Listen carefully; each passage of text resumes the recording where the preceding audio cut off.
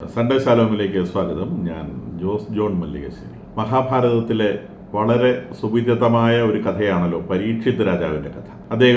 അദ്ദേഹത്തിൻ്റെ പരിവാരങ്ങളുമായി വേട്ടയ്ക്ക് പോയതും കാട്ടിലൊരു മാനിനെ പിന്തുടർന്ന് അദ്ദേഹം ഒറ്റപ്പെട്ടു പോയതും അങ്ങനെ തപസ്സനുഷ്ഠിക്കുന്ന ഒരു മുനിയോട് അദ്ദേഹം വഴി ചോദിച്ചതും അത് ഒരു മഹാനായ മഹർഷിയാണ്, സമീക മഹർഷി എന്ന പേരുള്ള ആ മഹാനോട് അദ്ദേഹം പേര് ചോദിക്കുകയും തപസ്സിലായിരുന്ന മുനി അദ്ദേഹത്തോട് പ്രതികരിക്കാതിരിക്കുകയും ദേഷ്യം വന്ന അദ്ദേഹം അവിടെ കണ്ട ഒരു ചത്ത പാമ്പിനെ എടുത്ത് മുനിയുടെ കഴുത്തിൽ മാല പോലെ ചാർത്തി കൊടുക്കുകയും ചെയ്തു. അദ്ദേഹം അവിടുന്ന് പോയി. പിന്നീട് കുളിക്കാനോ എന്തോ ആവശ്യത്തിന് പോയിരുന്ന മുനികുമാരൻ തിരിച്ചു വന്ന സമയത്ത് ഇങ്ങനെ കഴുത്തിൽ പാമ്പിനെയും അണിഞ്ഞിരിക്കുന്ന മഹർഷിയാണ് കണ്ടത്. അദ്ദേഹം കോപാകുലനായി ഇങ്ങനെ ചെയ്ത വ്യക്തി സർപ്പദംശനമേറ്റു മരിക്കട്ടെ എന്ന് ശപിക്കുകയാണ് കഥയുടെ ആദ്യ ഭാഗം. ശാപത്തെക്കുറിച്ച് അറിഞ്ഞ പരീക്ഷിത്ത് എന്തു ചെയ്യേണ്ടു എന്ന് അറിയാണ്ട് ഉണർന്ന് 7 ദിവസത്തിനകം സർപ്പദംശനമേറ്റ് ഇദ്ദേഹം മരിക്കുമെന്നാണ് ശാപം. തക്ഷകൻ എന്ന് പറയുന്ന സർപ്പങ്ങളുടെ രാജാവാണ് ശാപം നടപ്പാക്കുവാൻ വേണ്ടിയുള്ള ചുമതല ഏറ്റെടുത്തത്. അപ്പോൾ എങ്ങനെയെങ്കിലും ഈ സർപ്പദംശനത്തിൽ നിന്ന് രക്ഷപ്പെടുവാൻ വേണ്ടി ഇദ്ദേഹം വലിയ സെക്യൂരിറ്റിയൊക്കെ ഏർപ്പെടുത്തി കടലിന് നടുക്കൊരു കൊട്ടാരം പണിതുവെന്നും കടലിൽ നടുക്കൊരു തൂണുണ്ടാക്കി അതിൻ്റെ മേലെ ഒരു കൊട്ടാരം പണിത് അതിനകത്ത് ഇദ്ദേഹം വലിയ സെക്യൂരിറ്റിയിൽ താമസമാക്കി. 5 ദിവസം കഴിഞ്ഞു, 6 ദിവസം കഴിഞ്ഞു, 7 ദിവസത്തിനുള്ളിൽ സർപ്പദംശനമേറ്റ് മരിക്കണമെന്നാണ് ശാപം. അപ്പോൾ 7-ാം ദിവസം സൂര്യാസ്തമയമാവുന്നു. അപ്പോൾ സൂര്യാസ്തമയം കഴിഞ്ഞാൽ 7 ദിവസം കഴിഞ്ഞു, പിന്നെ ശാപം ഫലിക്കില്ല. അപ്പോൾ ഇദ്ദേഹം ഇങ്ങനെ വളരെ സന്തോഷവാനായി ഈ ശാപത്തിൻ്റെ മണിക്കൂറുകൾ അവസാനിക്കുകയാണല്ലോ എന്ന സമാധാനത്തിൽ ഒരു പഴം കഴിച്ചേക്കാം എന്ന് അദ്ദേഹത്തിന് കൊടുത്ത ഒരു പഴം കഴിക്കാൻ വേണ്ടി അദ്ദേഹം ആ പഴം അതിൻ്റെ തോല് മാറ്റിയപ്പോൾ അതിനകത്തൊരു പുഴു ചാടി പുറത്തു വരികയും ആ പുഴു പെട്ടെന്ന് തക്ഷകനായി മാറി ഇദ്ദേഹത്തെ ദംശിച്ച് കൊല്ലുകയും ചെയ്തു എന്നൊരു കഥ മഹാഭാരതത്തിൽ നറേറ്റ് ചെയ്ത് നമ്മൾ കേൾക്കുന്നതാണ്. ഇതിന് പല പല ഫോംസിലുള്ള നറേഷനുണ്ട്. ഞാൻ പറഞ്ഞത് ഒരു നറേഷനാണ്, വേറെയും നറേഷനുണ്ട്. അപ്പം ഈ കഥയിൽ സംഭവിച്ചതുപോലെ ഇന്ത്യക്കിട്ട് വലിയ പണിയും പണിത് പോയിട്ടുള്ള കുറേ മഹാന്മാർ ഇപ്പോൾ കാനഡയിലും അഫ്ഗാനിസ്ഥാനിലും പാകിസ്ഥാനിലും ഒക്കെ വെടിയേറ്റ് മരിക്കുന്നുണ്ട്. അപ്പം ഈ ദിവസങ്ങളിൽ മിനിഞ്ഞാന്നും പാകിസ്ഥാനിൽ ഇന്ത്യയിലെ ഭീകരപ്രവർത്തനം നടത്തിയ ഒരു മഹാരഥൻ മരിക്കുകയുണ്ടായി. അപ്പം ഇങ്ങനെ ആളുകൾ മരിക്കുന്നത് കേട്ട് നമ്മുടെ പ്രശസ്തനായ അല്ലെങ്കിൽ കുപ്രശസ്തനായ ദാവൂദ് ഇബ്രാഹിം ഒക്കെ പട്ടാളത്തിൻ്റെ മേജർ ജനറൽ താമസിക്കുന്ന കൊട്ടാരത്തിൻ്റെ അടിയിൽ ഒരു ബങ്കർ പണിത് അതിലാണ് താമസിക്കുന്നൊക്കെയാണ് കേൾക്കുന്നത്. അപ്പം ഇന്ത്യയുടെ ഈ പണിത ആളുകൾക്കെല്ലാം ഇതുപോലത്തെ പണി തിരിച്ചു കിട്ടുന്നുണ്ട്. തക്ഷകൻ ഈ പരീക്ഷയിൽ ഒളിച്ചതുപോലെ ഇവരൊക്കെ വലിയ സുരക്ഷയിൽ പാകിസ്ഥാനിലും അഫ്ഗാനിസ്ഥാനിലും കാനഡയിലും ഒക്കെ പോയി ഒളിച്ചെങ്കിലും ഇവരെങ്ങനെയൊക്കെയോ കൊല്ലപ്പെടുന്നുണ്ട്. അപ്പോൾ ഇത് ഇന്ത്യയുടെ രഹസ്യാന്വേഷണ ഏജൻസികളാണ് ഈ പണി ചെയ്യുന്നതെന്ന് കാനഡ പ്രസിഡന്റ് ട്രൂഡോ പറഞ്ഞ ഒരു വിഷയം നമുക്ക് അറിയാവുന്നതാണ്. അപ്പോൾ അതുപോലെ പാകിസ്ഥാനും നിരന്തരമായിട്ട് പാകിസ്ഥാനിൽ ഇപ്പോൾ വലിയ പ്രശ്നം നടക്കുകയാണ്. ബലൂചിസ്ഥാനിലെ ട്രെയിൻ തട്ടിക്കൊണ്ടുപോയ വിഷയമൊക്കെ നിങ്ങൾ കേട്ടിട്ടുണ്ടാവും.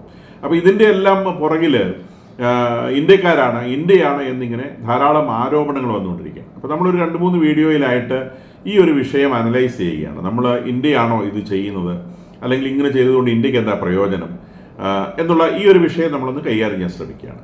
അപ്പോൾ ഇന്ത്യയും പാകിസ്ഥാനും തമ്മിൽ നമുക്ക് എല്ലാവർക്കും അറിയുന്ന കാര്യമാണ്. നമ്മൾ ബ്രിട്ടീഷ് ഇന്ത്യയുടെ ഭാഗമായിരുന്നു ഇന്ത്യയും പാകിസ്ഥാനും. അത് കഴിഞ്ഞ് 1947 സ്വാതന്ത്ര്യത്തോടനുബന്ധിച്ച് ഇന്ത്യയും പാകിസ്ഥാനും വിഭജിക്കപ്പെട്ടു. ഇന്ത്യ ഒരിക്കലും പാകിസ്ഥാനോട് ശത്രുത ഭാവിച്ചിട്ടില്ലെങ്കിലും നിർബന്ധിതമായി വിഭജനം വാങ്ങിപ്പോയ മുഹമ്മദ് അലി ജിന്നയും അദ്ദേഹത്തിൻ്റെ സംഘവും ഏറ്റവും വലിയ ശത്രുവായി, ലോകത്തിലെ അവരുടെ ഒന്നാം നമ്പർ ശത്രുവായി പരിഗണിച്ചത് അവരുടെ സഹോദര രാജ്യമായ ഇന്ത്യയാണ്. ഇന്ത്യ ഒരു കാലത്തും അത്തരത്തിലൊരു പരിഗണന അല്ലെങ്കിൽ അങ്ങനെ അതിന് കാരണമായ ഒരു പ്രവൃത്തിയും ഇന്ത്യയുടെ ഭാഗത്തുണ്ടായിട്ടില്ല. നമ്മൾ എന്നും എക്കാലത്തും ഒരു സഹോദര രാജ്യം എന്ന നിലയിൽ മാത്രമാണ് പാകിസ്ഥാനെ പരിഗണിച്ചിട്ടുള്ളതെങ്കിലും അവരുടെ ഏറ്റവും വലിയ ശത്രു എന്ന നിലയിലാണ് അവർ നമ്മളെ പരിഗണിച്ചിട്ടുള്ളത്. അതിന് കാശ്മീർ ഒരു വിഷയമായി അവർ പറയുന്നുണ്ട്. കാശ്മീർ വിഷയത്തിൽ വിവരമുള്ള എല്ലാവർക്കും മനസ്സിലാവും അവരുടെ ഭാഗത്ത് യാതൊരു ന്യായവും ഇല്ല. കാശ്മീരിൻ്റെ രാജാവായിട്ടുള്ള ഹരി സിംഗ്, അന്ന് ബ്രിട്ടീഷുകാർ ഇന്ത്യ എന്ന് പറഞ്ഞാൽ ഇന്ത്യയും പാകിസ്ഥാനും ചേരുന്ന ബ്രിട്ടീഷ് ഇന്ത്യക്ക് സ്വാതന്ത്ര്യം കൊടുക്കാൻ തീരുമാനിച്ചപ്പോൾ അവരുടെ മേൽക്കെയുള്ള അവരാണ് കാര്യങ്ങൾ തീരുമാനിച്ചിരുന്നത്. കോൺഗ്രസുമായിട്ടുള്ള എഗ്രിമെൻറ്റിലെത്തി അന്ന് അവരുടെ അടുത്ത തീരുമാനം അനുസരിച്ച് അന്നിവിടെ ഉണ്ടായിരുന്ന നാട്ടുരാജ്യങ്ങൾക്ക് അവർക്ക് ഇന്ത്യയിലോ പാകിസ്ഥാനിലോ ചേരാം, അല്ലെങ്കിൽ സ്വതന്ത്രമായി നിൽക്കാം, അവരുടെ ഇഷ്ടം പോലെ തീരുമാനം എടുക്കാമെന്നാണ് അന്ന് ഈ വിഭജന കരാറിൽ വന്നിട്ടുള്ളത്. അപ്പോൾ ഇന്ത്യ പാകിസ്ഥാൻ ഡിമാർക്കേറ്റ് ചെയ്യുന്ന ലൈനും നിശ്ചയിച്ചിരുന്നു. അപ്പോൾ ആ ലൈനിന് അപ്പുറത്തേക്കുള്ളതൊക്കെ പാകിസ്ഥാനും ലൈനിന് ഇപ്പുറത്തേക്കുള്ള ഇന്ത്യയും. ഇനി ഏതെങ്കിലും നാട്ടുരാജ്യങ്ങൾക്ക് സ്വന്തമായി നിൽക്കണമെങ്കിൽ അങ്ങേയും നിൽക്കാം എന്നുള്ളതായിരുന്നു തീരുമാനമാണത്. അപ്പോൾ അങ്ങനെ വന്നപ്പം ഈ കാശ്മീർ എന്ന് പറയുന്ന രാജ്യം മഹാരാജാ ഹരിസിംഗിൻ്റെ കീഴിലുള്ള രാജ്യമായിരുന്നു. ആ രാജ്യം ഇന്ത്യയിലും പാകിസ്ഥാനിലും ചേരാതെ ഒരു സ്വതന്ത്ര രാജ്യമായി നിൽക്കാൻ തീരുമാനിക്കുകയാണ് ഉണ്ടായത്. ഇപ്പോൾ നമ്മളുടെ തിരുവിതാംകൂർ അടക്കമുള്ള രാജ്യങ്ങൾ അത്തരം തീരുമാനങ്ങൾ എടുത്തു എന്നും അതിനെയൊക്കെ അന്ന് വല്ലഭായ് പട്ടേൽ, ആഭ്യന്തരമന്ത്രിയായിരുന്ന വല്ലഭായ് പട്ടേൽ നിർബന്ധത്തോടെ പട്ടാളത്തെ ഒന്നും അയക്കാതെ തന്നെ നിർബന്ധം ഉപയോഗിച്ച് ഇന്ത്യ എന്ന് പറയുന്ന ഈ രാജ്യത്തോട് ചേർത്തു എന്നുള്ള കഥയൊക്കെ നമുക്കറിയുന്നതാണ്. നമ്മൾ അങ്ങനത്തെ ഡീറ്റെയിൽസിലേക്ക് പോകുന്നില്ല. അപ്പോൾ ഈ കാശ്മീർ ഇങ്ങനെ ഇൻഡിപെൻഡൻ്റ് ആയിട്ട് നിൽക്കാൻ തീരുമാനിച്ചു. അപ്പോൾ നെഹ്റു പൊതുവെ നമ്മുടെ ആദ്യത്തെ പ്രധാന നെഹ്റു പൊതുവെ കടുകൈകൾ കാണിക്കുന്നതിന് അത്ര വിദഗ്ധനല്ല. അപ്പോൾ അതുകൊണ്ട് അദ്ദേഹം അത് കയറി ഇങ്ങോട്ട് പിടിക്കുന്നതിനെ കുറിച്ച് ആലോചിച്ചില്ല. കാശ്മീരിലുള്ളൊരു പ്രശ്നം, രാജാവ് ഹിന്ദു ആണെങ്കിലും ജനങ്ങളിലെ ബഹുഭൂരിഭാഗം മുസ്ലിങ്ങളാണ്. അപ്പോൾ സ്വാഭാവികമായൊരു സംശയത്തിൻ്റെ പേരിൽ അത് സ്വതന്ത്രമായി നിൽക്കുകയാണ്, അങ്ങനെ നിൽക്കട്ടെ എന്നൊരു ധാരണയിൽ നെഹ്റു നിന്ന സമയത്ത് പാകിസ്ഥാൻ അവിടെയുള്ള ഗോത്രവർഗ്ഗക്കാരെ ഇളക്കി വിട്ട് പാകിസ്ഥാൻ്റെ ആർമിയും കൂടി ചേർന്ന് കാശ്മീർ പിടിച്ചെടുക്കുവാനുള്ള ശ്രമം നടത്തി. അങ്ങനെ വന്നപ്പോൾ പെട്ടെന്ന് ഹരി സിംഗ് ഇന്ത്യയോട് നിയമപരമായിട്ട് ഇന്ത്യയോട് ചേർന്നു. അപ്പോൾ ഹരി സിംഗ് എന്ന് പറഞ്ഞ രാജാവാണ് ഡിസിഷൻ എടുക്കുന്നത്. അദ്ദേഹം ഇന്ത്യയോട് ചേരുവാൻ തീരുമാനിച്ചു കഴിഞ്ഞാൽ പിന്നെ കാശ്മീർ ഇന്ത്യയുടെ ഭാഗമാണ്. പക്ഷേ പാകിസ്ഥാൻ അത് വകവയ്ക്കാതെ അവരുടെ മിലിറ്ററി ആക്ഷൻ തുടരുകയും നമുക്ക് പട്ടാളത്തെ അയക്കേണ്ടി വരികയും ചെയ്തു.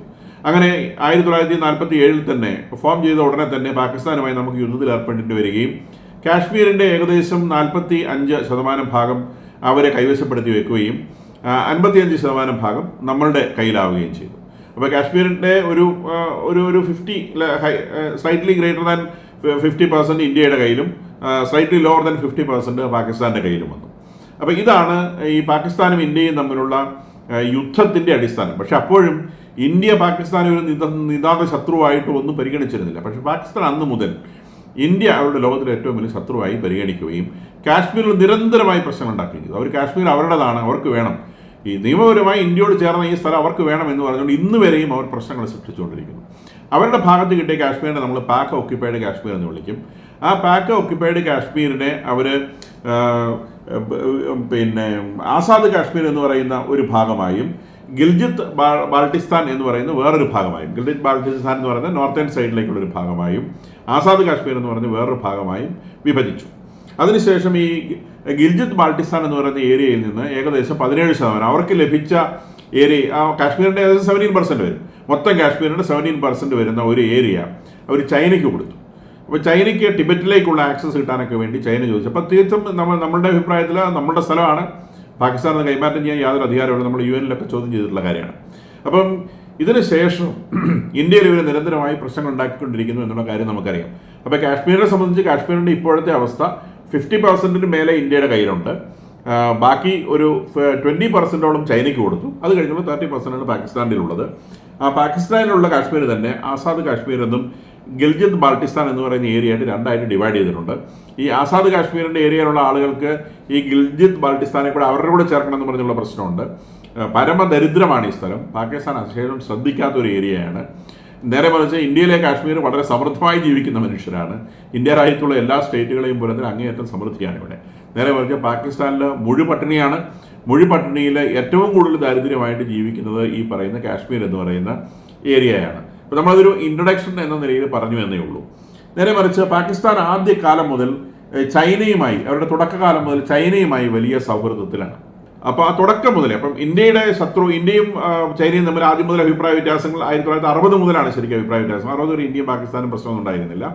60 യുദ്ധത്തോടെയാണ് ഇന്ത്യയും പാകിസ്ഥാനും തമ്മിലുള്ള പ്രശ്നങ്ങൾ തുടരുന്നത്. അതോടെ ഇന്ത്യയും ചൈനയും തമ്മിലുള്ള പ്രശ്നങ്ങൾ തുടരുന്നത്. അതോടെ പാകിസ്ഥാനും ചൈനയും വലിയ ദോസ്തുക്കളായി, വലിയ ഭായ് ആയി.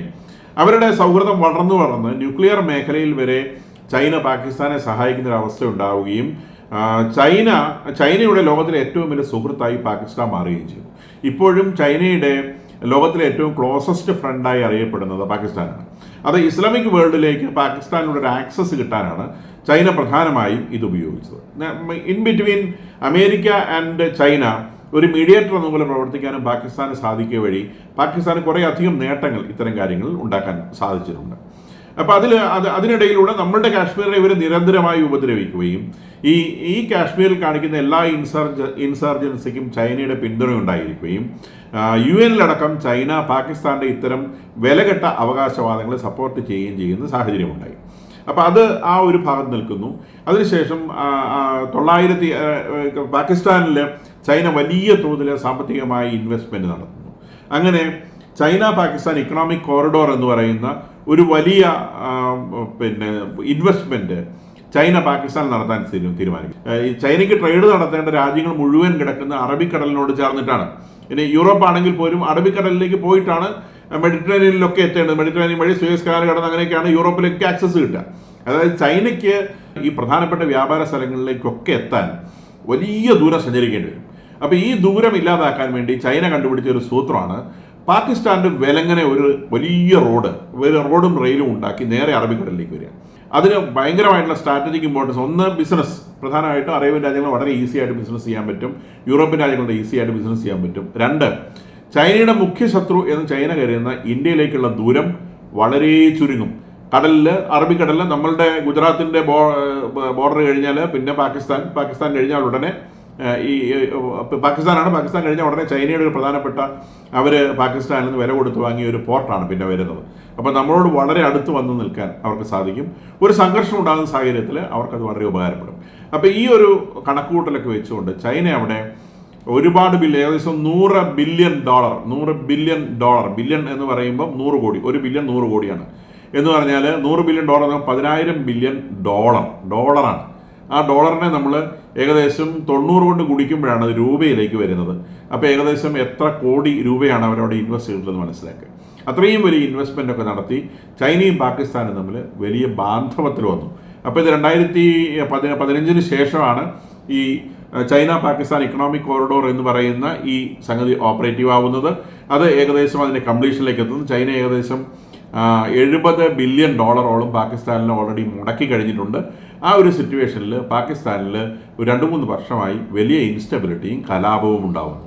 ഈ കലാപത്തിൻ്റെയൊക്കെ പിന്നിൽ ഇന്ത്യയാണ് എന്നുള്ള ഒരു ആരോപണമാണ് ഉയർന്നു വരുന്നത്. നമുക്ക് ഈ ആരോപണത്തിൻ്റെ നിജസ്ഥിതി അടുത്ത വീഡിയോയിൽ പരിശോധിക്കാം.